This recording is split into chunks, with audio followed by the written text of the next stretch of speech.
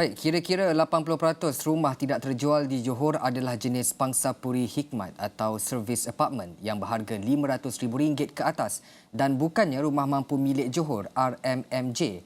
Exko Perumahan dan Kerajaan Tempatan Datuk Muhammad Jafni Mat Syukur berkata baki 20% lagi adalah jenis rumah mewah dan banglo yang terletak di kawasan bandaraya.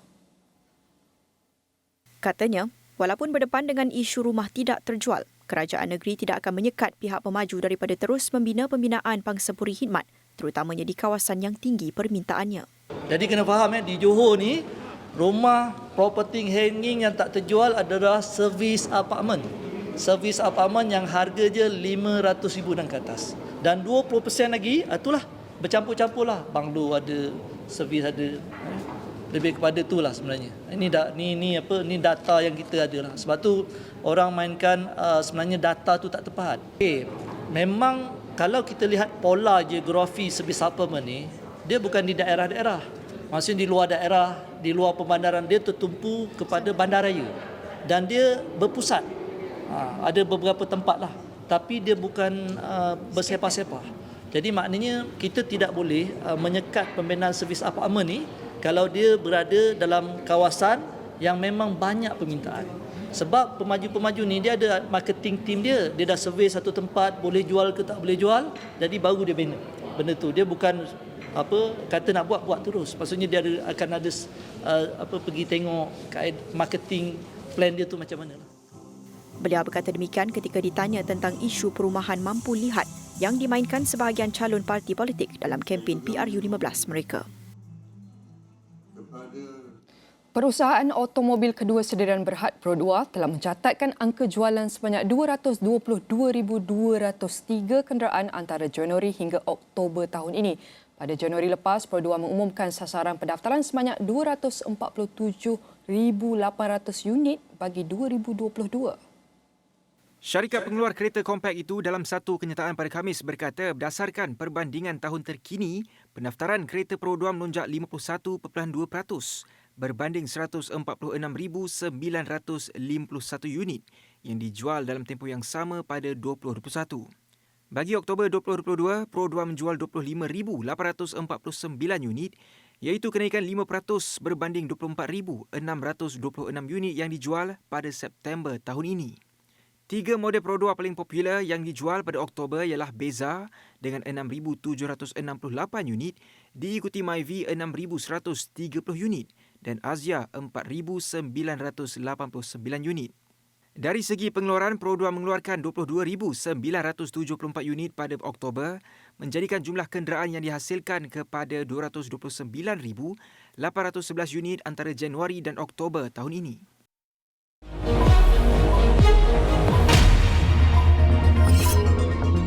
Bintai Kinden Corporation Berhad menandatangani perjanjian untuk penjualan, pemasaran dan pemasangan perkhidmatan telekomunikasi ke Pusat Penjagaan Kesihatan dan Pusat Perubatan berkaitan. Penyedia perkhidmatan kejuruteraan mekanikal dan elektrik itu berkata, anak syarikat milik penuhnya Johnson Medical International Sdn Bhd GMI telah menjalinkan usaha niaga strategik bersama MN Permai Netcom Sdn Bhd MNP. HPoint Infrastructure, HPoint telah menandatangani perjanjian bersama dengan penyedia perkhidmatan telekomunikasi Time.com Berhad Time untuk infrastruktur rangkaian capaian akhir last mile. Selaras dengan perjanjian itu, Time akan menyediakan perkhidmatan sambungan di tapak HPoint, memasang infrastruktur untuk menyambung rangkaian tulang belakang Time dengan infrastruktur telekomunikasi HPoint. Harga minyak sawit mentah dijangka berlegar melebihi RM4,000 satu tan metrik dalam tempoh beberapa bulan akan datang sehingga suku pertama 2023, demikian menurut Hong Leong Investment Bank HLIB Research.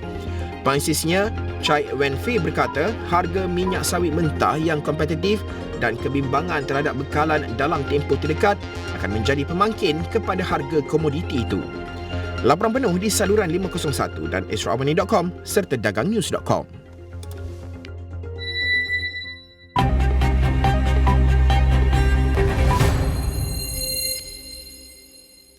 Baik, perdagangan dan pelaburan negara pasca COVID-19 menunjukkan peningkatan, namun masih terdapat beberapa isu yang perlu ditangani.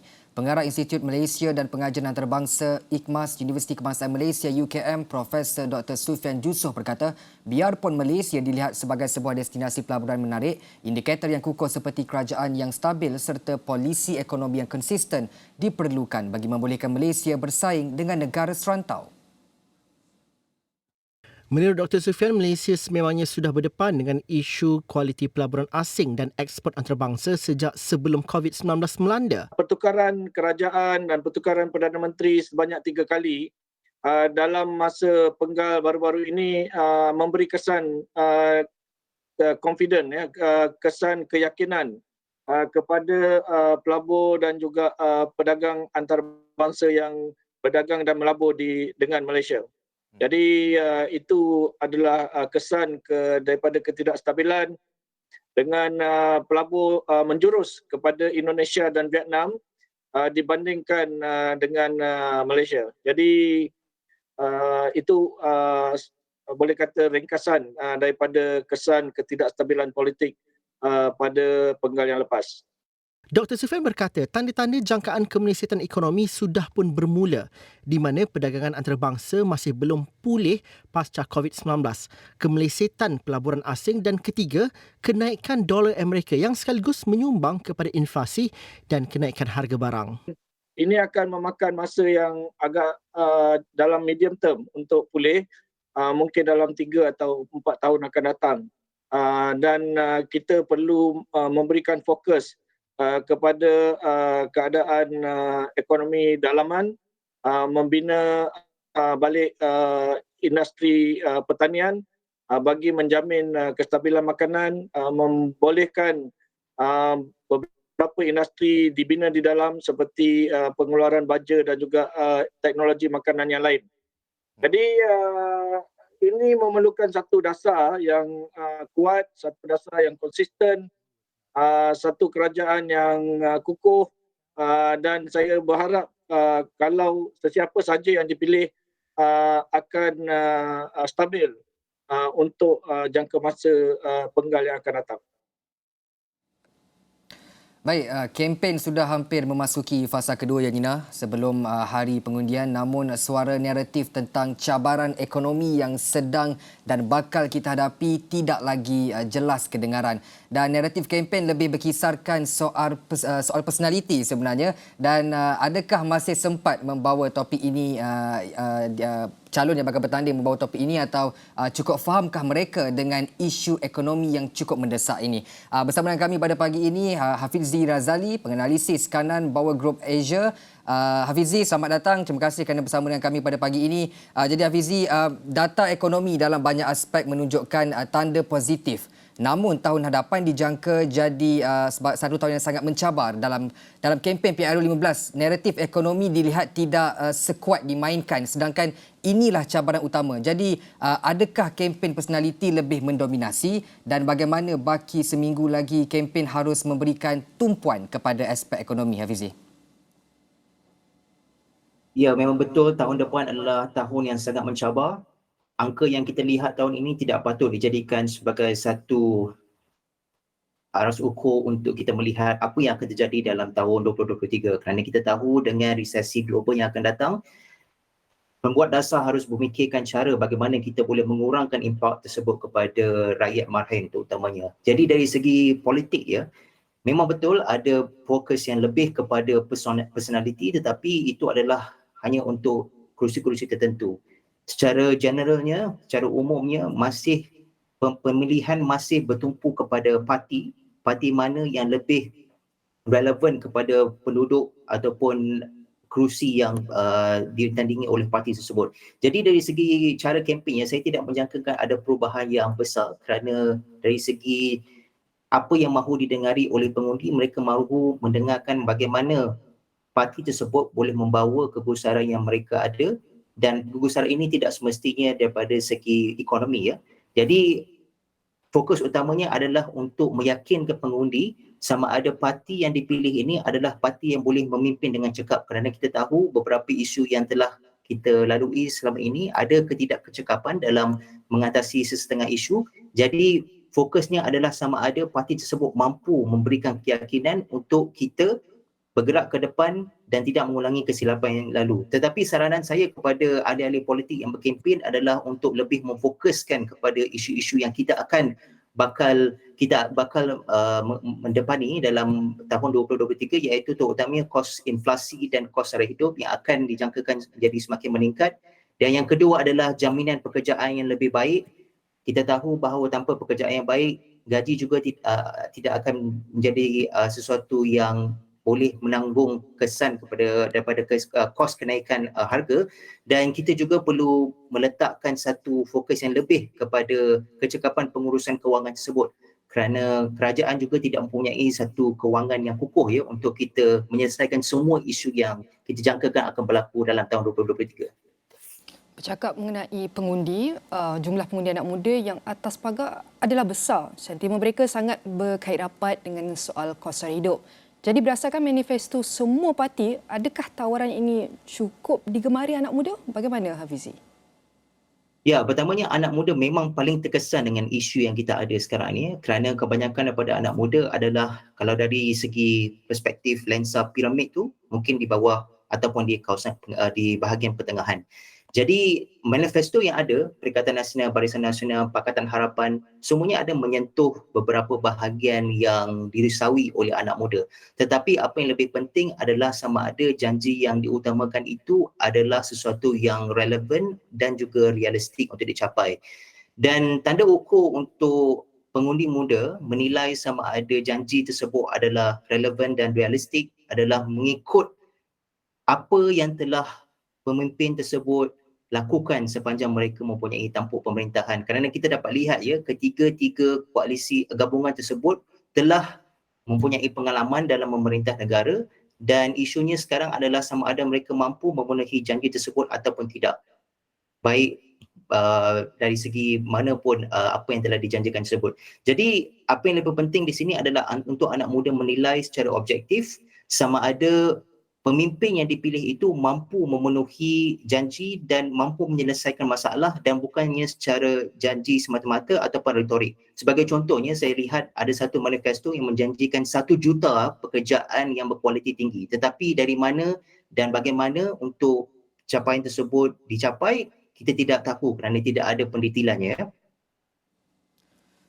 Hafizi, bagaimana kita boleh memberikan jaminan kestabilan politik yang merupakan faktor penting pemulihan ekonomi, sedangkan kita juga melihat perpecahan dan rasa dingin wujud dalam setiap parti yang bertanding?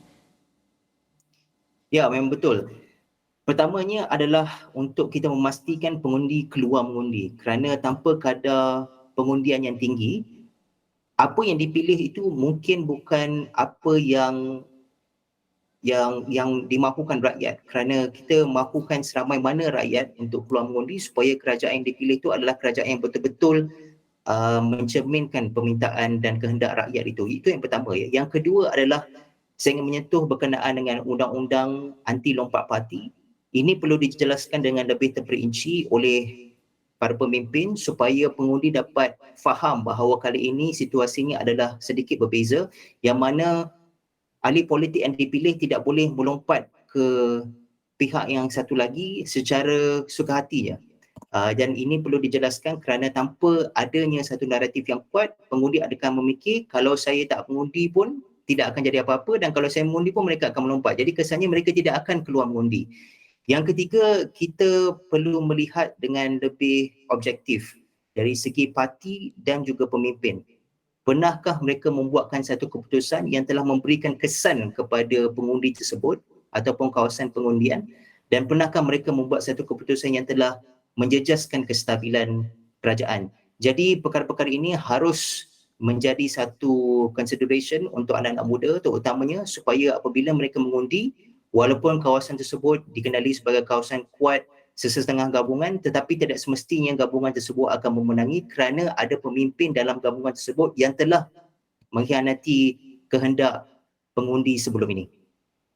Baik Hafizi, isu ekonomi pada waktu ketika ini dalam mendepani cabaran ekonomi amat penting untuk kita terapkan dalam manifesto janji oleh setiap parti ataupun calon menjelang kempen mereka. Jadi mengapa boleh bantu kami faham, terutama untuk pengundi pertama ataupun pengundi muda ini, mengapa pentingnya untuk isu ekonomi ini diterapkan dalam manifesto atau janji ini dilakukan lebih jelas? Ini penting kerana semua yang kita lalui dalam kehidupan kita, baik sebagai anak muda ataupun tidak, perlu melalui kegusaran yang kita lihat daripada data yang kita dapat baca daripada laporan-laporan yang dikeluarkannya. Jadi kesan ekonomi ini perlu dijelaskan supaya mana-mana pemimpin atau parti politik yang dapat mempunyai gambaran yang jelas bagaimana masalah-masalah yang dapat diselesaikan boleh dibincang bersama oleh rakyat supaya kita dapat memilih dengan lebih tepat apakah penyelesaian yang terbaik untuk kerajaan dapat dibentuk dan agar polisi-polisi yang sesuai dapat diperkenalkan supaya masalah ini tidak lagi menjadi kekangan kepada kita. Ya. Contohnya, ada masalah yang berkaitan dengan pendidikan, berkaitan dengan pekerjaan, berkaitan dengan gaji, inflasi, kos harga barang, subsidi dan sebagainya. Semua masalah ini akan memberikan impak kepada kita secara terus ya, kerana kita dapat merasai kesan-kesan ketidakcakapan kepimpinan terus kepada perbelanjaan harian. Jadi tanpa adanya satu polisi intervention yang sesuai ataupun efektif, masalah ini akan terus berlaku dan jika tidak dibendung dengan efektif, dengan segera, ini akan mengakibatkan kesan yang lebih buruk di masa akan datang. Kita dapat lihat contoh-contoh apabila inflasi tidak dapat dikawal di negara-negara Afrika ataupun di Sri Lanka yang lebih dekat dengan kita, apabila ada satu kedudukan fiskal yang tidak stabil, boleh memberikan kesan yang akhirnya mengakibatkan kehidupan yang teruk kepada rakyat. Jadi adalah penting untuk isu ekonomi dibincangkan, tetapi cabarannya adalah untuk membuatkan perbualan ekonomi itu difahami dari segi marhen ya, bukan daripada segi makro saja, supaya isu itu dapat dirasai dengan jelas oleh rakyat, dapat difahami dan rakyat pun dapat memberikan pandangan tentang apa yang sesuai dilakukan oleh kerajaan dan bukannya hanya retorik ataupun idea di atas kertas semata-mata. Baik, kami nak ucapkan terima kasih kepada Hafizie Razali mengumpulkan penganalisis kanan bawah Grup Asia kerana bantu kami faham mengapa isu ekonomi ini penting untuk rakyat, industri dan pelabur bagi memastikan kemampanan ekonomi negara dan juga kesejahteraan rakyat dalam mendapati cabaran ekonomi masa hadapan.